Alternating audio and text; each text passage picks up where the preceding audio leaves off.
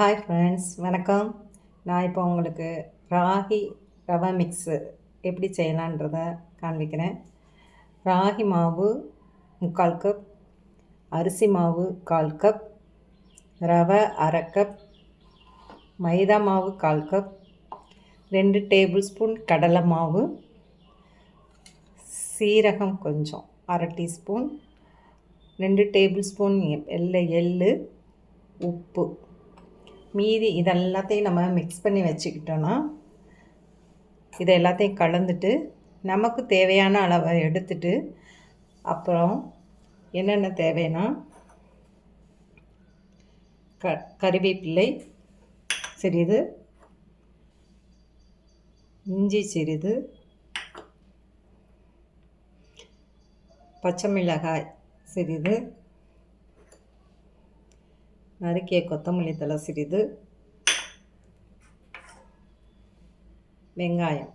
இதுதான் தேவையான பொருட்கள். நம்ம இந்த ரவா மிக்ஸை ரெடி பண்ணிக்கிட்டோன்னா நீங்கள் பாட்டிலில் ஸ்டோர் பண்ணி வச்சுக்கிட்டிங்கன்னா நம்ம டயர்டாக இருக்கும் போதும் இல்லை நம்ம வேலைக்கு போகிறதுக்கு முன்னாடி காலையில் மார்னிங் பிரேக்ஃபாஸ்ட் வேறு இட்லி தோசையாக சாப்பிட்றோம் அப்படின்னு போர் அடித்ததுன்னா நீங்கள் ராகி ரவை தோசை செய்யலாம். இந்த இதை எல்லாத்தையும் நம்ம ட்ரை இன்க்ரீடியன்ட்ஸ் எல்லாத்தையும் கலந்து வச்சுக்கிட்டு ஒரு பாட்டிலில் நீங்கள் ஸ்டோர் பண்ணி வச்சுக்கிட்டிங்கன்னா தேவையானதை நம்ம எடுத்து ஒரு பங்கு எடுத்திங்கன்னா அதுக்கு 3 பங்கு தண்ணி விட்டு கரைச்சி ஒரு 10 நிமிஷம் வச்சுட்டு நீங்கள் ஊற்றிக்கலாம். இதை ரெடி பண்ணிடலாம். வெங்காயம், பச்சை மிளகாய் இதெல்லாம். இதை எப்படி செய்யலான்றதை பார்க்கலாம். இதில் ராகி மாவு 3/4 கப் சொல்லியிருக்கேன், மைதா மாவு 1/4 கப், அரிசி மாவு 1/4 கப், ரவை 1/2 கப், கடலை மாவு 2 டேபிள் ஸ்பூன். இதெல்லாம் போட்டாச்சு. நல்லா மிக்ஸ் பண்ணி வச்சுக்கலாம். இதை மிக்ஸ் பண்ணி வச்சுட்டு நீங்கள் ஒரு தடவை கூட கழித்து வச்சுக்கலாம். எல்லாம் மிக்ஸ் ஆகிக்கும். மிக்ஸ் பண்ணிவிட்டு இதில் சீரகம், தேவையான அளவுக்கு உப்பு, பத்தலைன்னா நீங்கள் அப்புறம் போட்டுக்கலாம், எள் எல்லாத்தையும் கலந்து வச்சுக்கலாம். நீங்கள் கடையில் கொடுத்து நமக்கு வாங்குறதுக்கு காஸ்ட்லியாக இருக்குதுன்னு நினச்சிங்கன்னா நீங்களே வீட்டில் நம்ம ஒரு சில நேரங்களில் ஃப்ரீயாக இருக்கும்போது இப்படி செஞ்சு வச்சுக்கிட்டிங்கன்னா உங்களுக்கு யூஸ் பண்ணுறதுக்கு ஈஸியாக இருக்கும். இப்போ நான் இதை இது பண்ணிட்டேன். இதுலேருந்து நான் ஒரு 1/4 கப் எடுக்கிறேன். எடுத்துகிட்டு தண்ணி ஊற்றி உங்களுக்கு ஒரு தோசை ஊற்றி காமிக்கிறேன். இப்போ நல்லா மிக்ஸ் பண்ணி வச்சுருக்கோம் இல்லையா, இதுலேருந்து ஒரு 1/4 கப் எடுக்கிறேன். 1/4 கப் எடுக்கிறேன். உங்களுக்கு காமிக்கிறதுக்காண்டி போடுறேன். நீங்கள் இதே போல் உங்களுக்கு தேவையான அளவு மிக்ஸ் பண்ணி வச்சதை எடுத்து போட்டு நீங்கள் செய்யலாம். இதுலேருந்து 1/4 கப் எடுத்திருக்கேன்.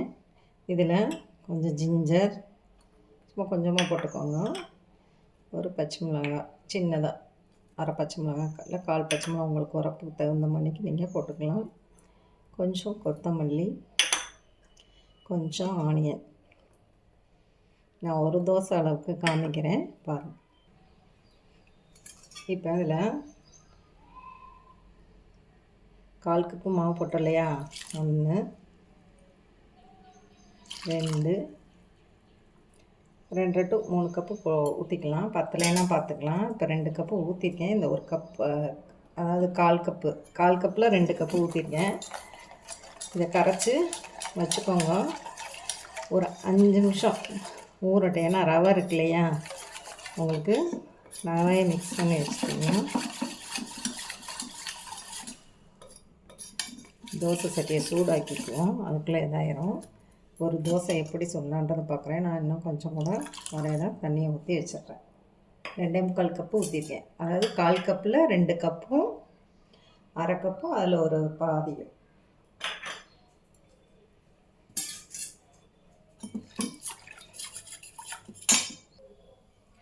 இப்போ நான் கடாயை சூடு பண்ணியிருக்கேன். தோசை தவாவை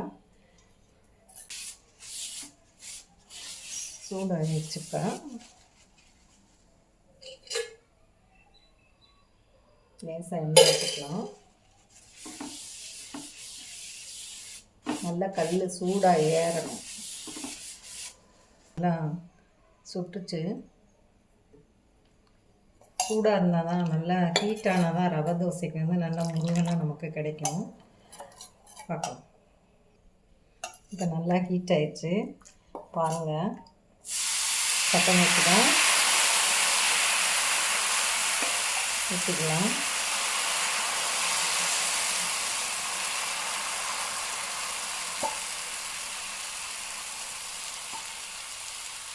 இப்படி நமக்கு தேவையான அளவு கரெக்டாங்க.